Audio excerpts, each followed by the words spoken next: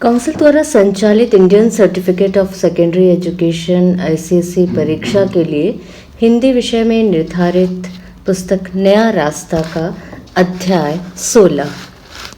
आशा की शादी के 2 दिन रह गए थे। मीनू भी मेरठ से 3 दिन पहले आ गई थी। उसने घर आकर माँ के साथ काफ़ी काम कराया और काफ़ी काम अभी बाकी था जो कि अगले 2 दिन में करना था।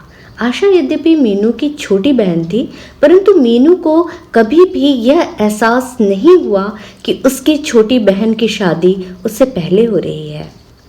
उसकी बुआ जी भी शादी से 2 दिन पहले आ गई थी। मीनू के पिताजी व माँ को इस बात की शंका थी कि कहीं मीनू की बुआ जी उसे ऐसे शब्द न कह दें जो उसके हृदय को ठेस पहुंचाए, क्योंकि वे उनकी आदत को जानते थे। अवसर पाकर दयाराम जी ने अपनी बहन को अलग कमरे में बुलाया और कहा, बहन जी, ऐसा है कि आप मीनू से उसकी शादी के विषय में कुछ न कहना। बुआ जी बोली, ना भैया, मैं तो उससे कुछ भी नहीं कह रही हूँ, पर हाँ, तुम पहले आशा की शादी क्यों कर रहे हो? पहले तो मीनू की शादी करनी चाहिए थी। बड़ी को छोड़कर छोटी की शादी नहीं करते हैं। उनकी यह बात सुनकर पिताजी नम्रता पूर्वक बोले, बहन जी, आजकल इन बातों को कौन मानता है? और फिर मीनू वकालत पढ़ रही है, अभी उसकी शादी कैसे हो सकती थी? इतना कहकर पिताजी अपने काम में व्यस्त हो गए। अगले दिन सुबह से ही शादी की अनेक रस्में शुरू हो गईं। एक रस्म के अनुसार बड़ी बहन को आरती उतारना होता है। जैसे ही उस रस्म का नंबर आया, बुआ जी बोली, मीनू की माँ, इस रस्म को कौन करेगा?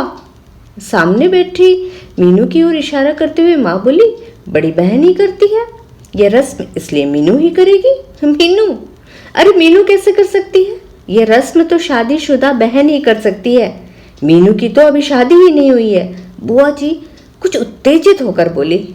यह बात सुनकर सामने बैठी मीनू का चेहरा मुरझा गया।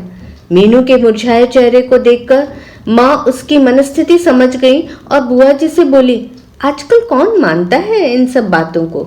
मीनू ही करेगी सारी रस्में। यह कहकर माँ पूजा का थाल सजाने लगी। जो ही मीनू ने रस्म शुरू की, आस पड़ोस की सभी महिलाओं की कटाक्षपूर्ण निगाहों ने मीनू को बेचैन कर दिया। सभी आपस में धीरे धीरे कटाक्ष करने लगी। उस समय मीनू का दिल हुआ कि उस पूजा के थाल को वहीं छोड़कर अंदर बिस्तर पर जाकर खूब रोए, परंतु उसने संयम से काम लिया। रस्म पूरी हो जाने पर ही वह वहां से हटी। जैसे ही वह अंदर कमरे में गई, एकांत में उसका हृदय रो पड़ा। उसके नेत्रों से आंसू टपक पड़े। इतने में ही आशा ने कमरे में प्रवेश किया। आशा को देखकर उसने झटपट अपने आंसू पोंछे और अपने को संयत करके आशा से बातें करनी शुरू कर दी। अगले दिन घर में विशेष चहल पहल थी। काफी मेहमान आ चुके थे। बारात आने में कुछ ही घंटे रह गए थे। बच्चे एक समूह में एकत्रित होकर खेल रहे थे। सभी बड़े व्यक्ति काम में व्यस्त थे। शाम के समय कुछ रस्में होने के बाद आशा को तैयार होने के लिए ऊपर वाले कमरे में भेज दिया गया। मीनू व आशा की कुछ सहेलियों ने मिलकर उसे सजाया। लाल रंग के लहंगे में आशा का रंग रूप और अधिक निखर आया था।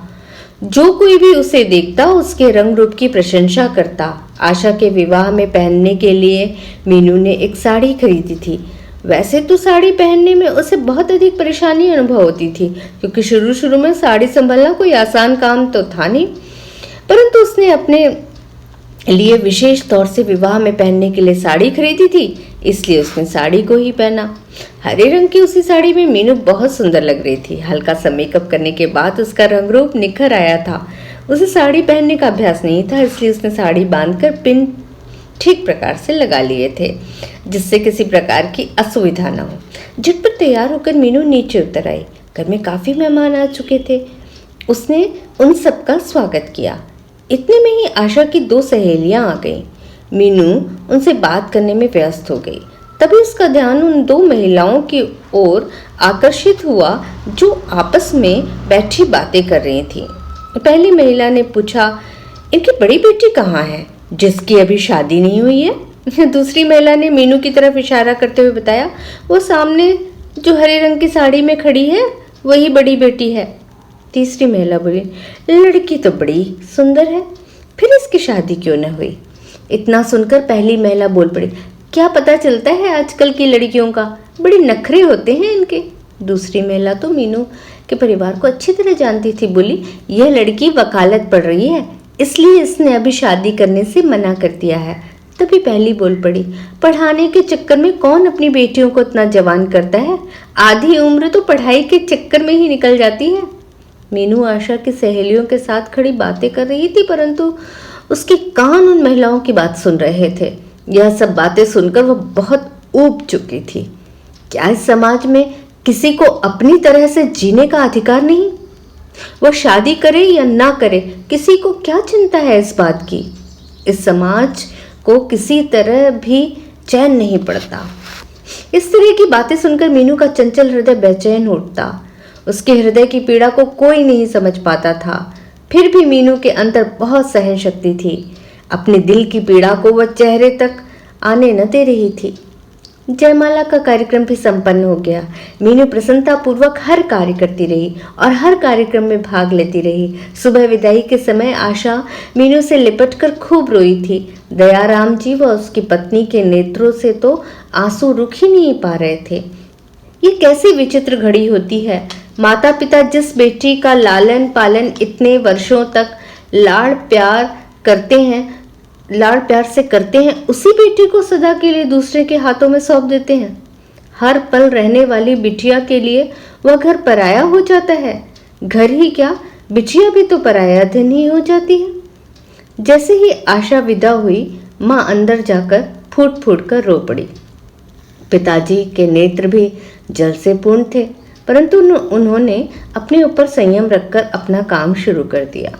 माँ को इस तरह रोता देखकर मीनू को लगा कि वह कभी भी शादी नहीं करेगी और हमेशा ही माँ के पास रहेगी। माँ के प्रति एक विचित्र स्नेह उसके हृदय में उमड़ पड़ा। कितना कष्ट सहा है माँ ने हमारे लिए। उन्होंने हमारी हर खुशी व दुख सुख सुविधा का ध्यान रखा है। अपनी बीमारी में भी सदैव उन्हें हमारी ही चिंता रहती है। पर यह कैसा रिश्ता होता है जो कि पल भर में बेटी को माँ से अलग कर देता है? इस तरह के अनेक विचार मीनू के मस्तिष्क में घूमने लगे। मीनू ने माँ को एक गिलास पानी पिलाया और सांत्वना देते हुए बोली, माँ आप रो नहीं, आपकी एक बेटी ही तो विदा हुई है, दूसरी बेटी तो आपके पास ही है। यह बेटी आपको रोता हुआ छोड़कर नहीं जाएगी, यह आपके पास ही रहेगी। ये बात सुनकर माँ ने मीनू को अपने हृदय से लगा लिया और रुआसे स्वर में बोली, नहीं बेटी ऐसा ना कहो, बेटी तो पराया धन होती ही है, पर वह अपने घर में ही शोभा देती है। इतने में दयाराम जी अपनी पत्नी को किसी काम के लिए बुलाकर ले गए। 4 दिन तक मीनू माँ के साथ घर के सभी काम करती रही। विवाह के बाद घर कितना अव्यवस्थित हो जाता है, उसे व्यवस्थित करने का कार्य मीनू ने ही किया। अब सब कुछ व्यवस्थित हो चुका था। घर का सामान तो माँ स्वयं ही कर लेती थी, घर का काम तो माँ स्वयं ही कर लेती थी। मीनू को अब अपनी पढ़ाई की चिंता हो चली थी। जब तक शादी के कार्य में व्यस्त रही, तब तक उसका ध्यान पढ़ाई की ओर नहीं गया। विवाह का संपूर्ण कार्य संपन्न हो जाने पर उसका ध्यान अपनी पढ़ाई की ओर गया। मीनू को लगा कि अब मेरठ जाने के बाद उसे बहुत लगन से पढ़ना पड़ेगा, क्योंकि वह काफ़ी दिनों की छुट्टियां ले चुकी थी। उसने अपने माता पिता से मेरठ जाने की अनुमति ली। माँ को बिल्कुल अकेला छोड़कर जाना उसे अच्छा नहीं लगा, परंतु एक ओर माँ का स्नेह था तो दूसरी ओर अपनी पढ़ाई की चिंता। मीनू की माँ ने स्वयं ही उसे मेरठ जाने की अनुमति दे दी थी। वे जानती थी कि आशा के विवाह के कारण मीनू की 10 दिन की छुट्टियां समाप्त हो गई हैं।